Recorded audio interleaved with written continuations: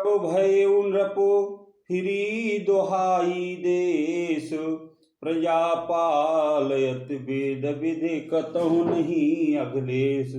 जब प्रताप भानु राजा बने तो देश में चारों तरफ उनकी दोहाई फिरने लगी।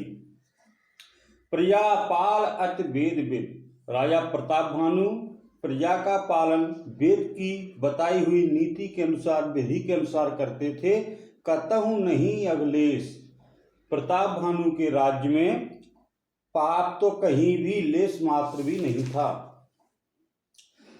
नृप हितकारक सचिव सयाना, और नाम धर्म रुचि शुक्र समाना। नृप हितकारक सचिव सयाना, राजा का जो हित करने वाला और शुक्राचार्य के समान बुद्धिमान धर्म रुचि नाम का एक मंत्री था। सचिव सयान बंधु बलवीरा, आपो प्रताप पुंजरन धीरा। इस प्रकार बुद्धिमान मंत्री और बलवान भाई के साथ स्वयं राजा भी बड़ा प्रतापी और रणधीर था। शैन संग चतुरंग अपारा, अमित सुवट सब समर जुझारा। साथ में अपार चतुरंगनी चारों प्रकार की सेना थी और अमित सुवट सब समर जुझारा। उस सेना में अमित अनेकों प्रकार के, जिनकी गिनती नहीं कर सकते, असंख्य योद्धा थे और सभी योद्धा युद्ध कला में बड़े निपुण थे। सैन बिलो की राउ हर्षाना, और बाजे गहे गहे निशाना। राजा ने इस प्रकार अपनी चतुरंगिनी सेना को देखा तो बड़ा प्रसन्न हुआ प्रताप भानु, और आकाश में घमासान बाजे बजने लगे। विजय हेतु कटकई बनाई, सुदिन साधन रप चले बजाई। फिर राजा ने, प्रताप भानु ने पूरे संसार पर दिग्विजय करने के लिए सेना सजा करके, शुभ मुहूर्त देख करके युद्ध के लिए चल दिया, डंका बजा दिया। जह तह परी अनेक लड़ाई, जीते सकल भूप बरियाई। यहाँ वहाँ पे अनेक प्रकार की लड़ाइयाँ हुई, अनेक राजाओं को उसने बलपूर्वक जीत लिया। सप्तदीप भुजबल वस कीने, ले ले दंड छाण नृपदीने। अपनी भुजाओं के बल से उसने सातों द्वीपों के राजाओं को अपने बस में कर लिया, और उन राजाओं को दंड दे करके अथवा उनसे कर वसूलने की शर्त पे उन सबको छोड़ दिया। सकल यवनि मंडल तहि काला, एक प्रताप भानु महिपाला। संपूर्ण पृथ्वी मंडल पर उस समय एक ही चक्रवर्ती सम्राट था, उसका नाम था प्रताप भानु। सुबस बेसो कर बाहुबल, निजपुर कीन प्रवेशो। अर्थ धर्म कामादि सुख, सेवै समय नरेशु। संसार भर को अपनी भुजाओं के बल से वश में करके राजा अपने नगर में प्रवेश करता है। राजा अर्थ धर्म और काम आदि सुखों को समय अनुसार भोग करता है।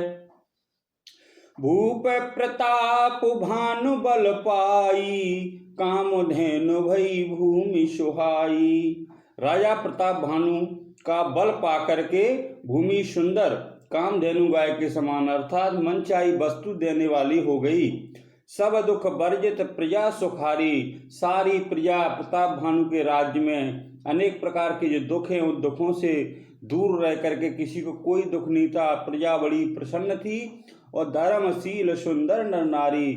और राजा के प्रताप भानु के राज्य में सभी स्त्री और पुरुष उसकी प्रजा धर्म के अनुसार आचरण करती थी।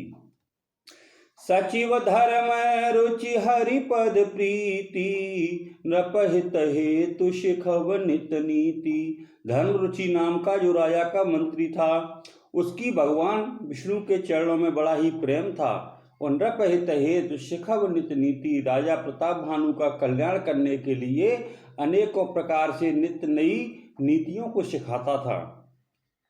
गुरु सुर संत पितर महि देवा, करहि सदा नृप सब की सेवा।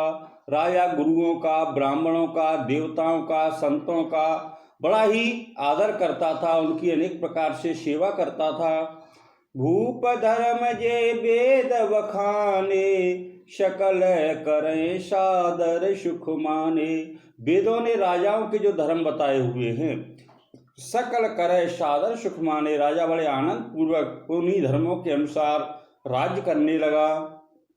दिन प्रति देई विविधि विधि दाना, सुनह शास्त्र वर वेद पुराना। फिर प्रताप भानु राजा प्रतिदिन क्या करता था, ब्राह्मणों को दान देता था और सुनह शास्त्र वर वेद पुराना, उत्तम से उत्तम शास्त्रों को, वेदों को, पुराणों को श्रवण करता था। नाना बापी कूप तड़ागा, सुमन वाटिका सुंदर बागा।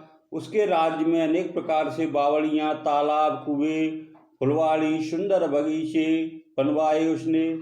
विप्र भवन सुर भवन सुहाए, सब तीर्थन विचित्र बनाए। उसने ब्राह्मणों के लिए सुंदर नाना प्रकार के, देवताओं के सुंदर समान उनके लिए घर बनवाए, अनेकों प्रकार के मंदिर बनवाए, तीर्थों को उसने अनेक प्रकार से सजाया। जह लगे कहे पुराण श्रुति, एक एक शव जाग, 12 सहस्र सहस्र नृप किए सहित अनुराग। वेदों और पुराणों में जितने प्रकार के यज्ञ कहे गए हैं, राजा ने एक एक करके उन सब यज्ञों को प्रेम सहित 1,000 बार किया। हृदय न कछु फल अनुसंधाना, भूप विवेकी परम सुजाना। इन यज्ञों को 1,000 बार किया, फिर भी राजा के हृदय में किसी भी फल की इच्छा नहीं थी। राजा बड़ा ही बुद्धिमान और ज्ञानी था।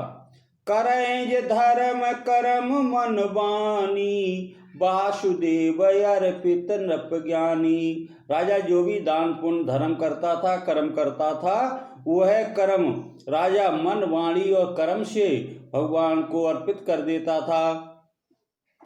चढ़े बर बाज बार एक राजा, मृगया कर सब सहित समाजा। एक बार प्रताप भानु राजा अपने घोड़े पर सवार होकर के शिकार के लिए सब सामान सजा करके चल देता है। विंध्याचल गंभीर वन गएऊ, मृग पुनीत बहु मारत भयऊ। राजा विंध्याचल के घनघोर जंगल में चला गया, वहां उसने बहुत से उत्तम उत्तम हिरणों को देखा और उनका शिकार किया। फिरत विपन नृप दीख बराहु, जनवन दुरेहु शशें ग्रह राहु। राजा ने, प्रताप भानु ने वहां आखिट के लिए जब जंगल में गया तो राजा ने वन में एक सूअर को घूमते हुए देखा और वह सूअर उसको देखने में ऐसा प्रतीत हो रहा मानो चंद्रमा को ग्रस करके राहु वन में छिपा हो। बड़ विदु नहीं समात मुख माही, मनो क्रोध वश युगल तनाही। चंद्रमा बड़ा होने से उसके मुंह में नहीं समाता नहीं है, अर्थात मानो क्रोध वश होकर वह उसे उगलता नहीं है। कोल कराल दसन छवि गाई, तनु विशाल पीवर अधिकाई। यह तो सूअर भयानक दांतों की शोभा कही नहीं जाती, इधर उसका शरीर भी बहुत विशाल और मोटा था। घुरघुरात है आरो पाए, चकित विलोकत कान उठाए। घोड़े की आहट पाकर के वह घुरघुराता हुआ सूअर कान उठा करके चौकन्ना होकर के खड़ा हो गया। नील महीधर शिखर सम, देखी विशाल बराहो, चपर चलो है सटुक नप हाँ के न हो निभाओ। नील पर्वत के शिखर के समान विशाल शरीर वाले उस सूअर को देखकर राजा घोड़े को चाबुक लगाकर तेजी से चला और उसने सूअर को ललकारा कि अब तेरा बचाव नहीं हो सकता। आवत देखी अधिक रवबाजी, चलो बराह मरुत गत भाजी। अधिक शब्द करते हुए घोड़े को अपनी तरफ आता देख करके सूअर पवन वेग से वहां से भाग करके चल देता है।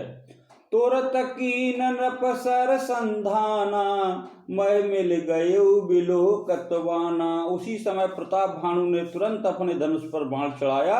सूअर बाण को देखते ही धरती में दुबक जाता है। तक तक तीर महिष चलावा, कर छल सुअर शरीर बचावा। राजा तक तक के तीर चलाता है, परंतु सूअर छल करके शरीर को बचा लेता है। प्रगटत दुरत जाए मृग भागा, ऋषिवश भूप चले संग लागा। इस प्रकार राजा क्रोध के वश में होकर के उसके पीछे चला जाता है। गए दूर घन गहन बराहु, जहनाहिन गजबाज निवाहु। सूअर बहुत दूर ऐसे घने जंगल में चला गया जहाँ हाथी घोड़े का निवाह नहीं था। राजा बिल्कुल अकेला था और वन में क्लेश भी बहुत था, फिर भी राजा ने उस पशु का पीछा नहीं छोड़ा। कोल बिलो की भूप बड़ धीरा, और भाग पैठ गिर गोहा गंभीरा। आगम देखे अगम देख नृप अति पछताई,